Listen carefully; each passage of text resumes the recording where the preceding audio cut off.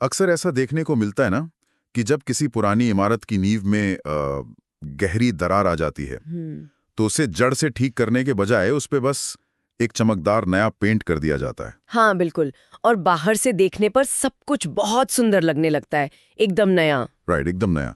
और कुछ समय के लिए वो दरार आंखों से ओझल भी हो जाती है। मतलब ऐसा लगता है कि कुछ हुआ ही नहीं था। ये एक बहुत ही सटीक अवलोकन है, क्योंकि वो चमकदार पेंट ना हमें एक तरह का मनोवैज्ञानिक आराम देता है। ऐसा लगता है कि चलो समस्या सुलझ गई। हाँ, एक झूठी तसल्ली। बिल्कुल। इंसान की फितरत ही कुछ ऐसी है कि वो बाहरी दिखावे से बहुत जल्दी संतुष्ट हो जाता है, जबकि सच्चाई ये होती है कि अंदर ही अंदर वो ढांचा लगातार कमजोर हो रहा होता है। और यही सबसे बड़ी विडंबना है।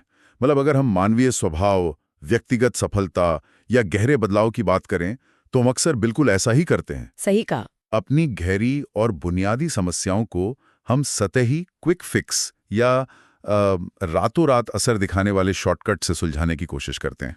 इस बात को गहराई से समझना बहुत जरूरी है। आज के हमारे इस गहन विश्लेषण में हम उसी चमकदार पेंट को खुरच-कर सीधे नींव की बात करने वाले हैं। एग्जैक्टली तो आज की हमारी चर्चा का मिशन यही है। हम ये समझेंगे कि कैसे हम उन दिखावटी क्विक फिक्स वाली मानसिकता से बाहर निकल सकते हैं। और उन ठोस सिद्धांतों को अपना सकते हैं जो वास्तव में हमारे जीवन को अंदर से बदलते हैं। बिल्कुल। और आज हमारे पास इस विषय की गहराई में जाने के लिए कुछ बहुत ही बेहतरीन स्रोत हैं। हम स्टीवन कोवी की प्रसिद्ध किताब the 7 habits of highly effective people के मुख्य विचारों पर बात करेंगे। हाँ, और इसके साथ ही हम पीटर कांग द्वारा इमोशनल बैंक अकाउंट पर लिखे गए लेख और ब्रूस विलियम्स के सर्कल ऑफ इन्फ्लुएंस के विश्लेषण को भी समझेंगे। राइट। और ये सब सिर्फ हवाई बातें नहीं हैं। स्रोतों में साफ तौर पर बताया गया है कि अगर हम एंथनी रॉबिन्स जैसे प्रेरणादायक वक्ता को देखें या फिर माइक्रोसॉफ्ट के पूर्व सीईओ केविन टर्नर की बात करें, या कार्ल मेलोन जैसे महान एथलीट को भी ले लीजिए। हाँ, कार्ल मेलोन, इन सभी ने माना है कि सफलता के लिए ये जो मूलभूत सिद्धांत हैं ये कितने अहम हैं। मतलब सफलता कोई रातों रात होने वाला चमत्कार या कोई पीआर स्टंट नहीं है। बिल्कुल नहीं। तो चलिए इसी बात से शुरुआत करते हैं कि सफलता के हमारे जो आधुनिक नुस्खे हैं वे अक्सर काम क्यों नहीं करते। ठीक है, चलिए इसे विस्तार से समझते हैं। मैंने स्रोतों में पढ़ा कि प्रथम विश्व युद्ध के बाद सफलता की पूरी परिभाषा ही बदल गई थी। मतलब ऐसा कैसे हुआ? ये इतिहास का एक बहुत ही दिलचस्प मोड़ था। अगर हम प्रथम विश्व युद्ध से पहले के लगभग 150 सालों के साहित्य को देखें तो सफलता का जो मुख्य आधार था उसे कैरेक्टर एथिक माना जाता था। यानी चरित्र नैतिकता। हाँ, चरित्र। उस समय सफलता का मतलब था ईमानदारी, धैर्य, साहस, सादगी और कड़ी मेहनत। बेंजामिन फ्रैंकलिन की आत्मकथा इसका एक बहुत बड़ा उदाहरण है, जो पूरी तरह से चरित्र निर्माण पर केंद्रित थी। समझ गया। लेकिन विश्व युद्ध के बाद कुछ बदला, राइट? बिल्कुल। विश्व युद्ध के बाद जब औद्योगिक क्रांति तेज हुई और जनसंचार माध्यमों का विस्तार हुआ तो फोकस अचानक पर्सनालिटी एथिक पर शिफ्ट हो गया। पर्सनालिटी एथिक यानी व्यक्तित्व नीति, दिखावा। एग्जैक्टली। सफलता का मतलब पब्लिक रिलेशंस की तकनीकें बन गई, दिखावा और पॉजिटिव थिंकिंग के वो शॉर्टकट्स जो बस लोगों को प्रभावित करने के लिए इस्तेमाल किए जाते हैं। मतलब समाज ने चरित्र की ठोस नींव को छोड़कर सिर्फ व्यक्तित्व के चमकीले पेंट पर ध्यान देना शुरू कर दिया। सही कहा। अब समस्या ये है कि अगर किसी इंसान का मूल चरित्र ही दोषपूर्ण है, अगर उसके अंदर ईमानदारी नहीं है, तो ये सभी जनसंपर्क तकनीकें या संचार कौशल लंबे समय तक काम नहीं आ सकते। इसे समझने के लिए मैं एक एनालॉजी का इस्तेमाल करना चाहूंगा।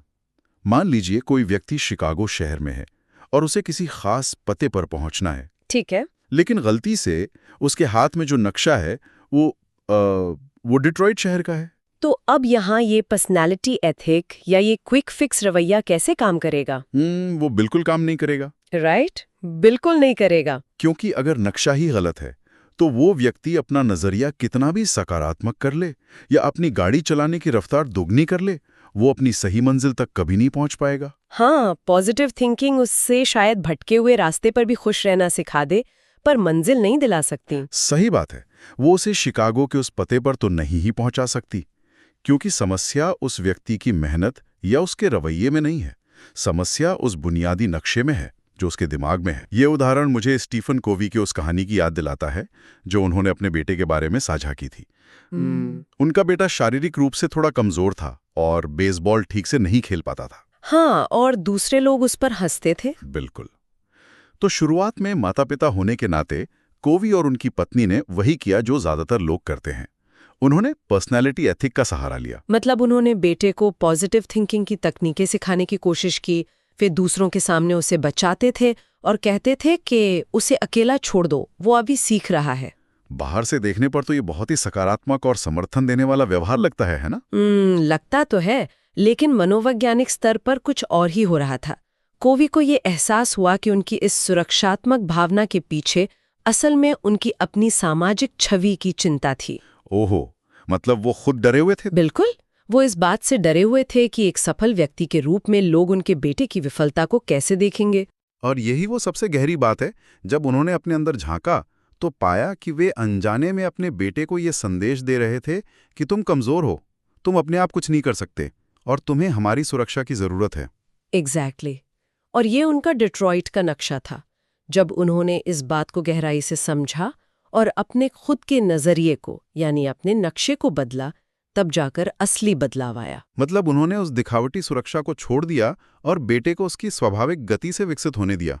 हाँ, और परिणाम ये हुआ कि बिना किसी बाहरी दबाव या उस बनावटी पॉजिटिव थिंकिंग के वो लड़का न सिर्फ एक बेहतरीन खिलाड़ी बना, बल्कि हर क्षेत्र में आगे निकला। ये सच में साबित करता है कि चरित्र और वास्तविक सिद्धांत हमेशा सतही तकनीकों पर भारी पड़ते हैं। ये तो पूरी तरह से लॉ ऑफ द हार्वेस्ट यानी खेती के नियम की तरह है। खेती का नियम, ये दिलचस्प है। हाँ, मतलब प्राकृतिक दुनिया में कोई शॉर्टकट नहीं होता।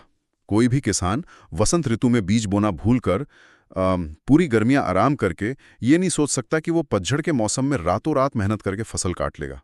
अरे वाह, ये एनालॉजी इस पूरी अवधारणा को बहुत स्पष्ट कर देती है ना? इंसानी रिश्तों में भी शॉर्टकट काम नहीं आते।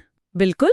जैसे स्कूल या कॉलेज में एक रात पहले रट कर परीक्षा पास की जा सकती है, और शायद कोई व्यक्ति पर्सनालिटी एथिक का इस्तेमाल करके किसी इंटरव्यू में भी सफल हो जाए, लेकिन खेती में या किसी गहरे रिश्ते को बनाने में ये शॉर्टकट कभी काम नहीं आता। लेकिन यहाँ मेरे मन में एक सवाल आता है और मुझे लगता है कि ये बहुत से लोगों के मन में आएगा। हाँ, बताइए। अगर सिर्फ चरित्र ही सब कुछ है तो क्या इसका मतलब ये है कि कम्युनिकेशन स्किल्स, बात करने के तरीके या हमारी पर्सनालिटी का कोई महत्व ही नहीं है? क्या ये सब बेकार की चीजें हैं? नहीं, ये चीजें बेकार नहीं है, लेकिन हमें इनकी सही जगह समझनी होगी। ये सेकेंडरी यानी द्वितीयक कौशल हैं। प्राइमरी या प्राथमिक चीज हमेशा इंसान का चरित्र ही होता है। मतलब नींव पहले। बिल्कुल। अगर नींव मजबूत है तभी उस पर संचार कौशल की सजावट अच्छी लगेगी। अगर अंदर बेईमानी या स्वार्थ है तो इंसान की मीठी बातें भी सामने वाले को एक समय के बाद चालाक ही लगने लगेंगी। लोग नियत को बहुत जल्दी भांप लेते हैं। ये तो है। अगर चरित्र और नींव इतनी महत्वपूर्ण हो तो सवाल ये उठता है कि कोई इंसान उस दरार वाली नींव को ठीक कैसे करे? वो अपने उस गलत नक्शे को कैसे बदले? यहीं पर मनोविज्ञान का एक बहुत ही गहरा सिद्धांत सामने आता है, जिसे हम पैराडाइम कहते हैं। पैराडाइम? हाँ, पैराडाइम यानी दुनिया को देखने का वो चश्मा या मानसिक नक्शा जिसके जरिए हम हर चीज की व्याख्या करते हैं। यहाँ जो बात सबसे आकर्षक है वो ये है कि हम दुनिया को वैसी नहीं देखते जैसी वो है, बल्कि हम दुनिया को वैसे देखते हैं जैसे हम खुद हैं। बिल्कुल सही कहा। इस बात को साबित करने के लिए मनोवैज्ञानिक अक्सर एक बहुत ही प्रसिद्ध प्रयोग का इस्तेमाल करते हैं। वे लोगों के एक समूह को एक ही तस्वीर दिखाते हैं। हाँ, मैंने इसके बारे में पढ़ा है, उस तस्वीर वाली बात। राइट। उस तस्वीर में कुछ लोगों को एक जवान, सुंदर और फैशनेबल औरत दिखाई देती है, जबकि उसी तस्वीर में कुछ अन्य लोगों को एक बूढ़ी, उदास महिला नजर आती है। और सबसे मजेदार बात यह है कि दोनों ही समूह अपनी अपनी जगह बिल्कुल सही होते हैं। एग्जैक्टली। यह इस बात पर निर्भर करता है कि तस्वीर देखने से पहले उन्हें किस तरह का मानसिक अनुकूलन यानी कंडीशनिंग दी गई थी। तथ्य एक ही है, लेकिन उसकी व्याख्या अलग-अलग है। तो जब ये पुराना मानसिक नक्शा या चश्मा अचानक टूटता है और इंसान किसी चीज को एक बिल्कुल नए नजरिए से देखता है तो उसे पैराडाइम शिफ्ट कहते हैं, राइट? के लिए दिया था। जैसे जब दुनिया ये मानती थी कि पृथ्वी ब्रह्मांड का केंद्र है, तब खगोल विज्ञान के सारे नियम उसी हिसाब से तय होते थे। लेकिन जब ये साबित हुआ कि सूर्य केंद्र में है तो पूरा नजरिया, पूरा पैराडाइम ही बदल गया। बिल्कुल। ये एक इनसाइड आउट अप्रोच है। यानी दुनिया को बदलने से पहले खुद के नजरिए को बदलना। इस पैराडाइम शिफ्ट का सबसे भावुक और सशक्त उदाहरण वो न्यूयॉर्क सबवे की कहानी है। मतलब वो कहानी पढ़कर मैं सच में हैरान रह गया था। हाँ, वो बहुत ही मार्मिक कहानी है। एक रविवार की सुबह सबवे ट्रेन बिल्कुल शांत थी, लोग चुपचाप बैठे थे। तभी एक आदमी अपने बच्चों के साथ ट्रेन में चढ़ता है और अचानक वो शांति भंग हो जाती है। बच्चे बहुत शोर मचा रहे थे, इधर उधर भाग रहे थे और लोगों के अखबार तक छीन रहे थे। लेकिन वो आदमी आंखें बंद किए चुपचाप बैठा था, जैसे उसे कोई फर्क ही नहीं पड़ रहा हो। किसी भी सामान्य इंसान को उस आदमी की इस लापरवाही पर गुस्सा आएगा। कोवी जो खुद उस ट्रेंड में थे, उन्हें भी बहुत गुस्सा आ रहा था। वे सोच रहे थे कि कोई इंसान इतना गैर जिम्मेदार कैसे हो सकता है। राइट, ये उनका पैराडाइम था। उनका मानसिक नक्शा कह रहा था कि ये आदमी एक बुरा पिता है और उसे अपने बच्चों को नियंत्रण में रखना चाहिए। फिर उन्होंने अपने गुस्से को काबू में करते हुए उस आदमी से कहा कि क्या वो अपने बच्चों को थोड़ा शांत कर सकता है। और फिर उस आदमी ने जैसे नींद से जागते हुए अपनी आंखें खोलीं और बड़ी ही धीमी आवाज में कहा, आप सही कह रहे हैं, मुझे कुछ करना चाहिए। हम अभी अस्पताल से आ रहे हैं जहां 1 घंटे पहले इनकी माँ का निधन हो गया है। मुझे समझ नहीं आ रहा कि मैं क्या करूं और शायद इन बच्चों को भी समझ नहीं आ रहा कि वे इस दुख का सामना कैसे करें। उफ, जरा सोचिए, उस एक पल में उस ट्रेन के डिब्बे में क्या हुआ। सिर्फ तथ्य बदले और उन तथ्यों ने पूरी वास्तविकता बदल दी। बिल्कुल, एक ही सेकंड में जो भावना गुस्से और झुंझुलाहट की थी, वो गहरी सहानुभूति और करुणा में बदल गई। इसे ही असली पैराडाइम शिफ्ट कहते हैं। बाहरी स्थिति बिल्कुल नहीं बदली थी, बच्चे अभी भी शोर मचा रहे थे, लेकिन देखने वाले का नक्शा बदल गया था। हाँ, ये कहानी हमें ये सोचने पर मजबूर करती है कि हमारे आसपास के लोग शायद किन अदृश्य लड़ाइयों से गुजर रहे हैं। जब नजरिए की बात आती है ना, तो एक और कहानी है जो मुझे बहुत प्रासंगिक लगती है। एक युद्धपोत यानी बैटलशिप रात के समय घने कोहरे में समुद्र में आगे बढ़ रहा था। अच्छा, वो लाइट हाउस वाली कहानी। हाँ, तभी सामने से एक रोशनी दिखी। कप्तान ने तुरंत संदेश भेजा, टकराव से बचने के लिए अपना रास्ता 20 डिग्री बदल लो। और सामने से एक बहुत ही शांत सा जवाब आया, सुझाव है कि आप अपना रास्ता 20 डिग्री बदल लें। तो कप्तान को ये अपने अहंकार पर चोट लगा। उसने कड़कती आवाज में कहा, मैं एक युद्धपोत का कप्तान हूं, रास्ता बदलो। लेकिन सामने से फिर जवाब आया, मैं एक मामूली नाविक हूं, पर आप रास्ता बदल लें। और कप्तान ने गुर्राते हुए कहा, मैं एक युद्धपोत हूं, मैं रास्ता नहीं बदलूंगा। और तभी सामने से वो अंतिम जवाब आया, मैं एक लाइट हाउस हूं, यानी प्रकाश स्तंभ। और कप्तान को अपना रास्ता बदलना ही पड़ा। ये बहुत ही गहरी बात है। हमारे सिद्धांत उस लाइट हाउस की तरह होते हैं, वे स्थिर होते हैं। वे हमारे अहंकार या हमारी पॉजिटिव थिंकिंग के हिसाब से नहीं बदलते। बिल्कुल नहीं। गुरुत्वाकर्षण का नियम इस बात की परवाह नहीं करता कि कोई इंसान खुद को क्या समझता है। हम सिद्धांतों को तोड़ नहीं सकते, हम केवल उन सिद्धांतों से टकराकर खुद को तोड़ सकते हैं। यहाँ बात सच में बहुत दिलचस्प हो जाती है। अगर हमें ये समझ आ गया है कि सिद्धांत लाइट हाउस की तरह हैं, और हमें अपना सही नक्शा या पैराडाइम भी मिल गया है, तो अगली चुनौती क्या है? अगली चुनौती है उस रास्ते पर खुद चलने की जिम्मेदारी लेना, परिस्थितियों को दोष देना बंद करना। राइट। और इसे ही प्रोएक्टिविटी कहा जाता है। इसका सबसे गहरा मनोवैज्ञानिक विश्लेषण विक्टर फ्रैंकल के अनुभवों से आता है। विक्टर फ्रैंकल, वे मनोचिकित्सक जिन्हें नाजी डेथ कैंप में बंदी बना लिया गया था। हाँ, वही। उनके पूरे परिवार को गैस चेंबर में खत्म कर दिया गया। उन्हें भयानक शारीरिक यातनाएं दी गईं। उनके पास शाब्दिक रूप से कुछ भी नहीं बचा था। कोई भी इंसान उस स्थिति में टूट जाएगा और अपनी स्थिति के लिए अपने भाग्य या उन क्रूर सैनिकों को दोष देगा। बिल्कुल। लेकिन फ्रैंकल ने वहां एक ऐसा सच खोजा जो मानव मनोविज्ञान को हमेशा के लिए बदल देता है। वो सच क्या था? उन्होंने महसूस किया कि नाजी सैनिक उनके शरीर को चोट पहुंचा सकते थे, उनके परिवार को छीन सकते थे, लेकिन वे फ्रैंकल की उस एक आजादी को नहीं छीन सकते थे, ये तय करने की आजादी कि उस यातना का उन पर क्या असर होगा। बहुत गहरी बात है। उन्होंने सिद्धांत दिया कि उत्तेजना यानी स्टिम्युलस और प्रतिक्रिया यानी रिस्पॉन्स के बीच हमेशा एक खाली जगह होती है और उस जगह में हमारी अपनी प्रतिक्रिया चुनने की आजादी और ताकत होती है। इस सिद्धांत को ब्रूस विलियम्स ने अपने लेख में सर्कल ऑफ कंसर्न यानी चिंता का दायरा और सर्कल ऑफ इन्फ्लुएंस यानी प्रभाव का दायरा, इस मॉडल के जरिए बहुत ही व्यावहारिक रूप से समझाया है। हाँ, ये मॉडल समझने में जितना आसान है, जीवन पर इसका प्रभाव उतना ही गहरा है। चिंता के दायरे में वो सारी चीजें आती हैं जिन पर हमारा कोई बस नहीं है। जैसे देश की अर्थव्यवस्था कैसी है, मौसम कैसा है, या पड़ोसी हमारे बारे में क्या सोच रहे हैं। राइट। जबकि प्रभाव के दायरे में वो चीजें आती हैं जिन्हें हम नियंत्रित कर सकते हैं, जैसे हमारा अपना व्यवहार, हमारी आदतें और किसी भी परिस्थिति के प्रति हमारी प्रतिक्रिया। और विलियम्स बताते हैं कि जो लोग अपना ध्यान और ऊर्जा इस प्रभाव के दायरे पर लगाते हैं, उनका ये दायरा धीरे धीरे बढ़ने लगता है। मिस्र में जोसेफ की प्राचीन कहानी इसका एक सटीक उदाहरण है। उन्हें उनके ही भाइयों ने गुलाम बनाकर बेच दिया था, झूठे आरोपों में जेल में डाला गया। उनके पास चिंता करने के 1000 कारण थे, लेकिन उन्होंने शिकायत नहीं की। बिल्कुल नहीं। उन्होंने हर जगह, चाहे वो जेल ही क्यों ना हो, अपने प्रभाव के दायरे में रहकर काम किया। उन्होंने अपनी प्रतिक्रिया को प्रोएक्टिव रखा और अंततः वो पूरे मिस्र के दूसरे सबसे शक्तिशाली व्यक्ति बन गए। मैं इसे एक एनालॉजी से समझना चाहूंगा। मान लीजिए आप मौसम की बात कर रहे हैं। जो लोग प्रतिक्रियाशील होते हैं, यानी रिएक्टिव, वे पूरी तरह से मौसम के गुलाम होते हैं। कैसे? मतलब अगर बाहर धूप है तो उनका मूड अच्छा रहता है, और अगर बारिश हो रही है तो वे चिड़चिड़े हो जाते हैं।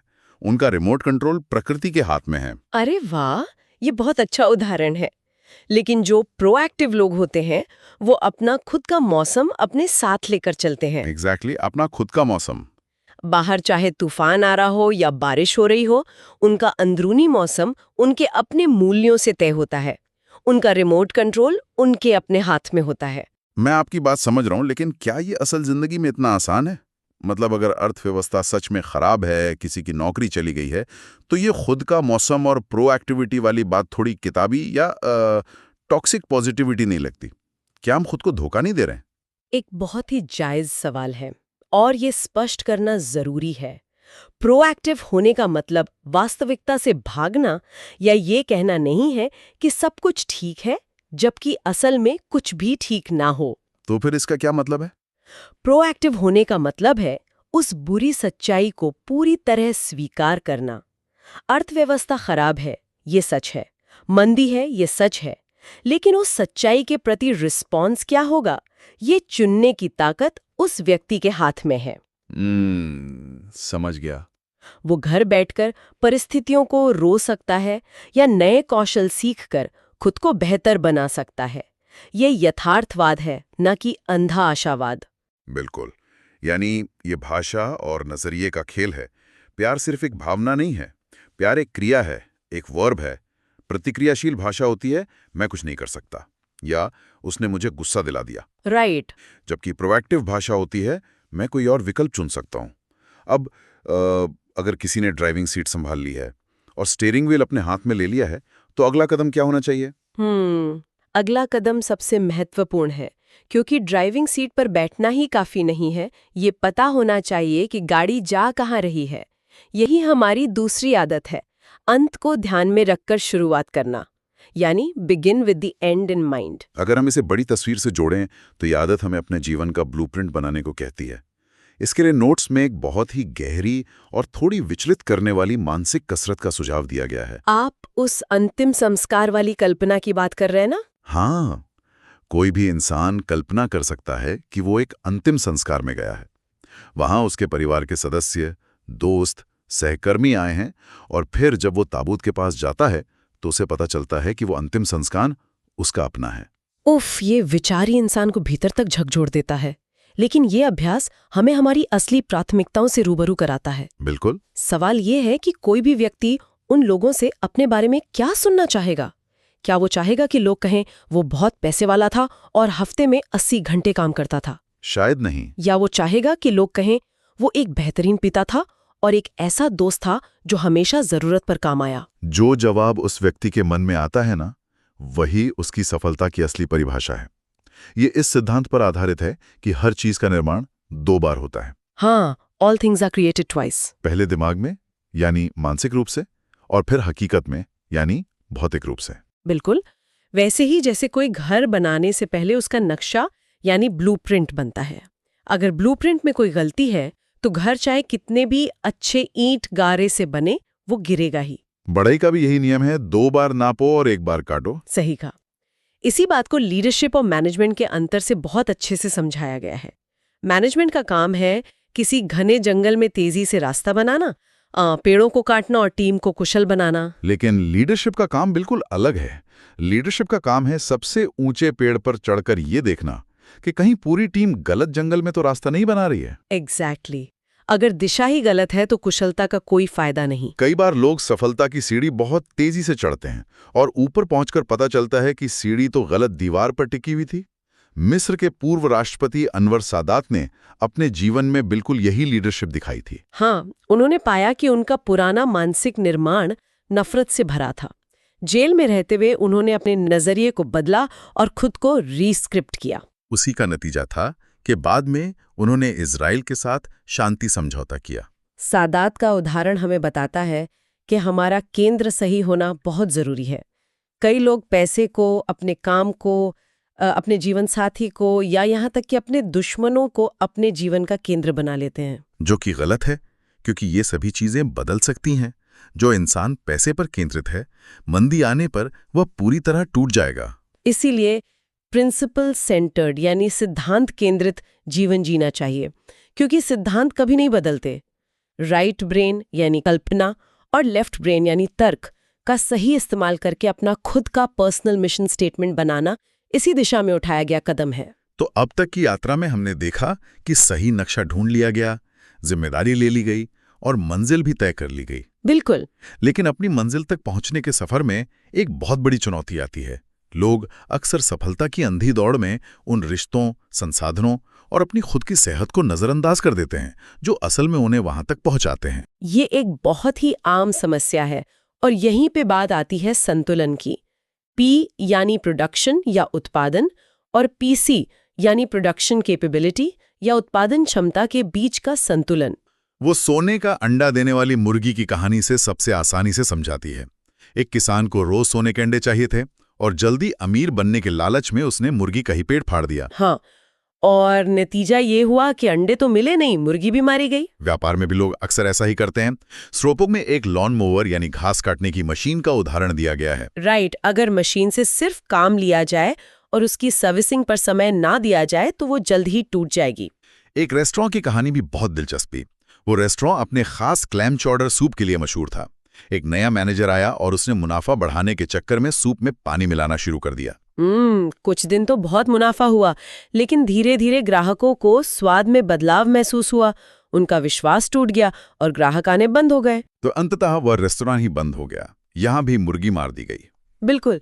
पीटर कांग ने अपने लेख में इसी पीसी यानी उत्पादन क्षमता को मानवीय रिश्तों के संदर्भ में इमोशनल बैंक अकाउंट के रूप में बहुत ही गहराई से समझाया है। तो इस सब का असल मतलब क्या है?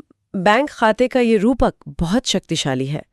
जिस तरह हम वित्तीय बैंक खाते में पैसा जमा करते हैं और जरूरत पड़ने पर निकालते हैं, वैसे ही रिश्तों में भी एक भावनात्मक बैंक अकाउंट होता है। इसमें हम जो जमा करते हैं वो भरोसा होता है। कोवी ने इस खाते में डिपॉजिट्स यानी जमा करने के 6 मुख्य तरीके बताए हैं। सामने वाले व्यक्ति को गहराई से समझना, छोटी छोटी बातों का ध्यान रखना, किए गए वादे निभाना, उम्मीदों को स्पष्ट करना, सत्यनिष्ठा दिखाना और अगर कोई गलती हो जाए तो बिना किसी बहाने के ईमानदारी से माफी मांगना। रिश्तों को एक ऐसे एटीएम मशीन की तरह देखा जा सकता है, जहां आप बिना पैसे जमा किए सिर्फ निकासी नहीं कर सकते। एक समय के बाद ओवरड्राफ्ट हो जाएगा और रिश्ते टूट जाएंगे। ये मशीन से थोड़ा अलग काम करता है। वित्तीय बैंक में अगर 100 रुपए जमा किए हैं तो 100 रुपए निकाले जा सकते हैं। हाँ, लेकिन भावनात्मक बैंक खाते में एक विड्रॉल या नकारात्मक व्यवहार की कीमत बहुत भारी होती है। मेरा भी यही मानना है। और इसमें एक और परत है। एक गुस्सा या कड़वा शब्द शायद आपके खाते से 500 रुपए निकाल लें, जबकि एक धन्यवाद सिर्फ 10 रुपए जमा करे। सही कहा। पीटर कांग ने खुद का एक बहुत ही व्यवहारिक उदाहरण साझा किया है। वो एक मीटिंग में अपनी टीम के सामने बढ़ते नुकसान जैसी एक नकारात्मक टिप्पणी कर दिया करते थे। उन्हें लगता था कि ये सिर्फ एक आम बात है, एक व्यावसायिक चर्चा का हिस्सा है। लेकिन उनके एक साथी ने उन्हें बताया कि इस एक टिप्पणी से पूरी टीम का मनोबल गिर जाता है और उनमें असुरक्षा की भावना आ जाती है। कांग को तुरंत एहसास हुआ कि वे अनजाने में अपनी टीम के इमोशनल बैंक अकाउंट से बहुत बड़ा विड्रॉल कर रहे थे। उन्होंने अपनी गलती मानी और अपनी भाषा में सुधार किया। यही तो असली कैरेक्टर एथिक और प्रोएक्टिविटी है, अपनी गलती पहचानना और उसे सुधारना। अगर हम आज की इस पूरी चर्चा को एक बड़े ढांचे में समेटें तो ये पूरी यात्रा एक मैच्योरिटी कॉन्टिन्यूम की तरह है, यानी विकास का एक क्रम। शुरुआत में हर इंसान दूसरों पर निर्भर यानी डिपेंडेंट होता है। वो परिस्थितियों और दूसरे लोगों को दोष देता है। फिर वो प्रोएक्टिव होकर अपने लक्ष्य तय करके और अपनी जिम्मेदारी समझकर स्वतंत्र यानी इंडिपेंडेंट बनता है। ये एक बड़ी उपलब्धि है, लेकिन ये अंतिम मंजिल नहीं है। अंतिम मंजिल है पारस्परिक निर्भरता, इंटरडिपेंडेंस। जब इंसान ये समझ जाता है कि स्वतंत्र होने के बावजूद सबसे महान काम दूसरों के साथ मिलकर इमोशनल बैंक अकाउंट में निवेश करके ही किए जा सकते हैं। और ये सब बाहर की दुनिया को बदलने या उस पर चमकदार पेंट लगाने से नहीं होता। असली बदलाव हमेशा भीतर से यानी इनसाइड आउट शुरू होता है। ये पूरी चर्चा हमें सोचने के लिए बहुत कुछ देती है। और ये एक बहुत ही महत्वपूर्ण सवाल भी खड़ा करती है। आज हमने गहराई से ये समझा कि हर चीज का निर्माण 2 बार होता है, पहले मानसिक रूप से विचारों में और फिर भौतिक रूप से हकीकत में। बिल्कुल। तो जरा इस पर विचार किया जाना चाहिए कि इस वक्त, आज के इस दिन में, अनजाने में ही सही, कल के किस भविष्य का मानसिक निर्माण किया जा रहा है। क्या वो आने वाला कल वैसा ही होगा जैसा समाज, मीडिया या किसी पुराने गलत नक्शे ने तय कर दिया है? या फिर उस दरार वाली इमारत पर सिर्फ पेंट करने के बजाय आज से ही उस नींव को गहराई से मजबूत करने का काम शुरू किया जाएगा, ताकि जीवन की एक नई और सार्थक स्क्रिप्ट लिखी जा सके। ये चुनाव किसी और का नहीं, बल्कि पूरी तरह से व्यक्तिगत है, और यही प्रोएक्टिविटी की असली ताकत है। एग्जैक्टली। और इसी गहरे विचार के साथ हम आज के इस गहन विश्लेषण को यहीं समाप्त करते हैं। अपने मानसिक नक्शे को पहचानते रहिए, अपनी नींव को मजबूत करते रहिए, और हमेशा याद रखिए, मूलभूत सिद्धांतों से टकराने का कोई शॉर्टकट नहीं है। दोस्तों, वीडियो को लाइक करें, कमेंट करें, शेयर करें और चैनल को सब्सक्राइब करना न भूलें, जिससे ऐसी ही उपयोगी वीडियो बनाने का उत्साह बरकरार रहे। धन्यवाद।